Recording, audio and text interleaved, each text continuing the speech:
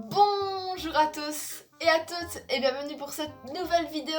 Aujourd'hui, on se retrouve pour une vidéo un petit peu spéciale qui change de d'habitude car aujourd'hui, je vais vous présenter un tuto. 10 conseils pour devenir youtubeur.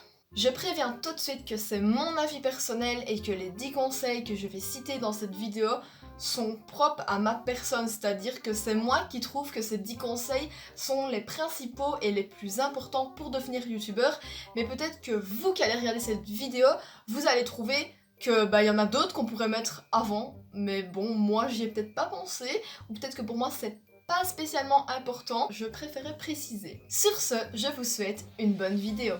Avoir confiance en soi. C'est l'une des choses primordiales pour se lancer sur YouTube, si ce n'est pas la plus importante. Premièrement, il faut savoir oser parler devant une caméra. Dit comme ça, parler devant une caméra peut paraître facile, mais une fois qu'on est face au problème d'être devant la caméra et où il faut parler, soit on bégaye, soit il y a des soucis, soit on stresse tout simplement, parce qu'il faut savoir, oui on parle devant une caméra, oui je suis toute seule dans ma chambre et personne ne m'entend, mais derrière il y a un public, et ça des fois, ça peut un petit peu jouer sur le stress, l'adrénaline, tout ça. Accepter les critiques.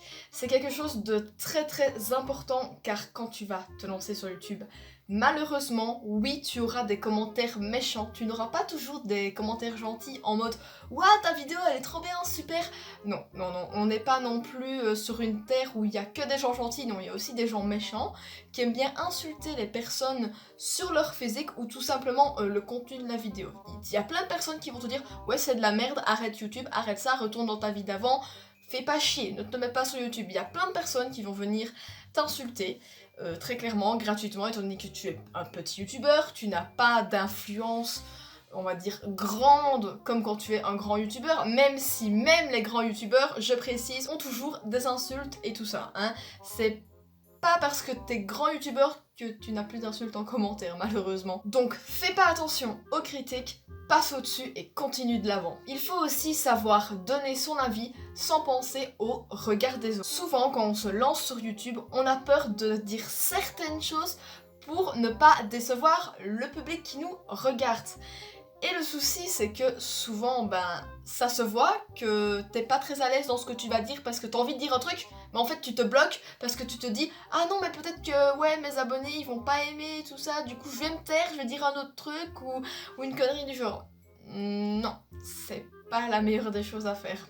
Bref, il faut croire en nos capacités. Si tu t'y mets à fond du début jusqu'à la fin, tu y arriveras. Faites ce que vous aimez. Le but, c'est de partager votre passion. Si tu aimes le maquillage, eh ben go, va faire une chaîne YouTube de make-up. Si tu aimes rigoler, que ce soit tout seul ou avec tes amis, pourquoi pas lancer une chaîne YouTube de podcast? Ou encore, si tu es comme moi et que tu aimes les jeux vidéo, lance-toi dans le gaming. Il y a vraiment un choix infini de vidéos à faire sur YouTube. Tu en trouveras pour tous les goûts et toutes les couleurs. Le matériel. Pour commencer sur YouTube, pas besoin d'avoir une caméra à plus de 1000 €, un téléphone suffit largement. Comme moi actuellement, ça fait 2 ans que je suis sur YouTube et je filme toujours mes vidéos avec mon téléphone et c'est toujours le même. J'ai pas changé de téléphone et pris, on va dire, de meilleure qualité vidéo pour YouTube. Pas du tout, non, c'est toujours le même. Niveau du montage, pas besoin d'avoir le meilleur logiciel du monde, il y en a des petits qui sont gratuits et qui sont très faciles d'accès et tout simplement très faciles pour faire le montage dessus quand on débute. Il y a Shotcut, Filmora et encore bien d'autres. Il faut commencer avec le minimum et non le maximum, car si vous envoyez du lourd dès le début, le souci c'est que après les abonnés vont voir difficilement l'amélioration de votre matériel et de votre qualité de vidéo. Tandis que si vous commencez petit et qu'après vous envoyez du lourd petit à petit au fil des années que vous êtes sur YouTube, là tout de suite, quand on retournera, imaginons, je sais pas, 5 ans en arrière voir vos vidéos, on verra entre maintenant et il y a 5 ans la grosse différence. Tandis que si on avait déjà le maximum il y a 5 ans et que maintenant on n'a pas changé, c'est un petit peu inutile. Le décor. Chaque youtubeur doit avoir son décor personnel. Je veux dire par là qu'il faut transmettre sa personnalité dans son décor pour que ça se ressente dans les vidéos, comme vous pouvez le voir dans cette vidéo actuellement. Ça se voit que j'aime beaucoup Nintendo, hein, Mario, Zelda, on va pas se le cacher que Nintendo, j'aime beaucoup ça et que ça se voit au premier coup d'œil et que j'ai pas vraiment besoin de le dire à l'oral pour que ça se voie. Ça donnera toujours un petit côté chaleureux de voir un décor différent chez chaque youtubeur qu'on pourrait regarder. Créer d'autres réseaux. Ce qui est super quand tu es youtubeur, c'est que tu peux communiquer avec ta communauté sur d'autres réseaux sociaux comme par exemple Instagram, Twitter, Facebook, etc. Échanger des messages, des photos, des souvenirs avec vos abonnés pour créer un contenu différent de vos vidéos. Ça sert aussi à faire de nouvelles rencontres et pouvoir, pourquoi pas, un jour rencontrer vos abonnés en vrai. Bien souvent, on tombe sur des petits youtubeurs comme nous avec qui on peut parler, discuter des vidéos, etc. Qu'ils nous donnent des conseils et pourquoi pas, au plus tard, qu'ils nous proposent ou qu'on leur propose de faire des vidéos avec eux. Être patient et persévérant.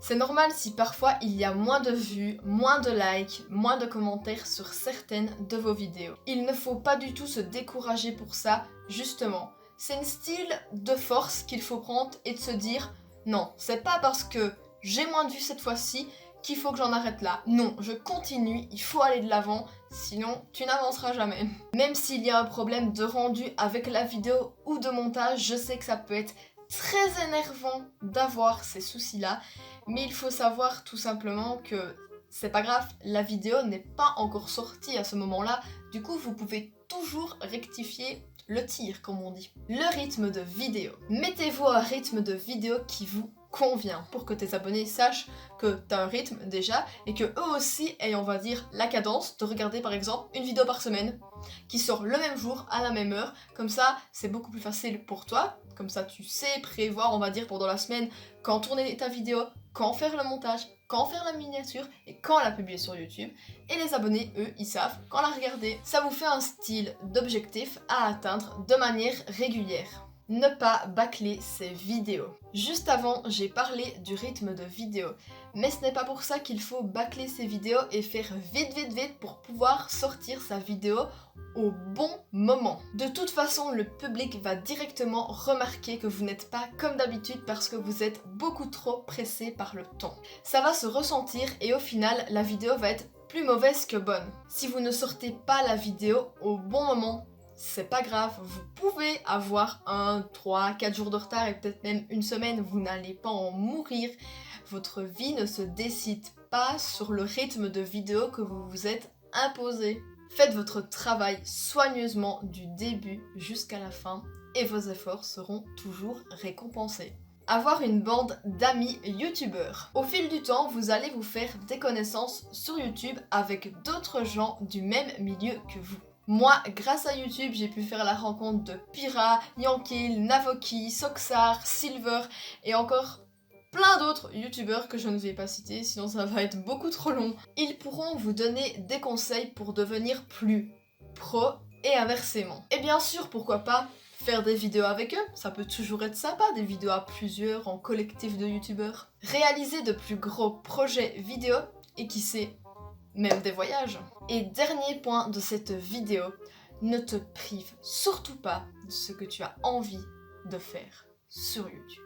Ce n'est pas parce que tu n'es pas connu sur YouTube et que tu débutes que tu ne peux pas faire des vidéos comme des youtubeurs connus, c'est-à-dire des youtubeurs à 1 million d'abonnés, voire même plus. Ne te prive pas de ce que tu veux faire dans la vie, tout est possible. Il faut juste s'en donner les moyens d'y arriver. YouTube est une très grande opportunité pour les petits créateurs qui cherchent à se révéler, à grandir, à qui sait peut-être leur futur métier, qui te permettra peut-être de réaliser tes plus gros projets et tes plus gros rêves. YouTube m'a permis un tas de choses, des rencontres magiques, Pyra qui est actuellement une de mes meilleures amies, Yankil qui est actuellement mon petit copain, et sans YouTube, je n'aurais jamais pu rencontrer ces personnes parce que Si je les ai pas rencontrés grâce à YouTube, c'est grâce aux réseaux sociaux qui me relient à ma chaîne YouTube. Et je tiens à dire que rencontrer des youtubeurs en convention tels que Le Péraf, Matt se fait des films, Farod, Tartinex, Bob Lennon et plein d'autres qui ont actuellement tous plus d'1 million d'abonnés, sauf Le Péraf, c'est juste dingue. Et avant que je sois sur YouTube, je n'aurais jamais cru une seule seconde de ma vie qu'un jour je les rencontrerais, qu'un jour je leur parlerais, je leur ferais des câlins, que j'aie une dédicace carrément de ces personnes. Je n'y aurais jamais cru. Et depuis que j'ai mis les pieds sur YouTube, ces rêves sont devenus réalité. Et y a pas que ça. Ça, c'est encore que les plus petits. Je suis encore gentille parce que après l'entre-deux, j'ai quand même pu rencontrer la voix française de Zelda, Adeline Chetaille. Je ne sais pas si vous vous rendez compte, mais je suis une très grande fan de Nintendo, donc une très grande fan de Zelda. Je pense que ça peut se voir ici, vu que j'ai un tableau de Zelda, enfin un cadre de Zelda. Quand j'ai pu rencontrer la voix de Zelda, au début j'étais là comme ça, je savais pas quoi dire parce que je n'y croyais pas. Quand on vous dit un truc pareil, je peux vous dire qu'au début vous n'y croyez pas, puis après vous vous dites que oui ça va être réel, oui ça va être réel, et là maintenant que je l'ai fait, je l'ai rencontré, bah en fait, même actuellement, je sais que je l'ai rencontré, mais je réalise pas. C'est un truc de fou. Je l'ai rencontré, mais je réalise pas que je l'ai fait. C'est ouf. Et puis le plus grand truc que ça, mon dieu, au secours, c'est totalement waouh, enfin, wouhouhou. Bien sûr, la photo avec les 2 actrices d'Harry Potter, Ginny et Luna. Qui aurait cru qu'un jour je rencontrerais ces 2 actrices-là et que j'aurais une photo avec elles? Encore une fois, merci Yankid, sans toi, rien ne serait possible. Mais Yankid, de base, je le connais d'où? C'est Pira qui me l'a fait connaître. Mais Pira, je la connais d'où? D'Instagram. Et Instagram est relié à quoi? À ma chaîne YouTube. Et vu que Pira est une youtubeuse aussi, elle a vu ma chaîne YouTube. Et on a même fait des vidéos ensemble. Comme quoi, YouTube est une chaîne sans fin qui peut relier plein de choses et qu'à la fin, ça forme un gros nuage avec plein de bonheur, plein de joie, plein de belles rencontres et plein de rêves surtout. Parce que j'en ai déjà réalisé, mais il m'en reste encore à réaliser, ce qui est normal. Et grâce à YouTube, j'ai compris. Et ça, j'espère que vous allez retenir cette phrase. Les rêves sont faits pour être réalisés. C'est sur ceci que va se terminer cette vidéo. J'espère qu'elle vous aura plu. N'hésitez pas à liker pour que je sache si vous avez aimé ce type de vidéo. Et bien sûr à t'abonner pour suivre mes prochaines vidéos. Je vous dis à très bientôt sur YouTube. Des bisous. Et ciao.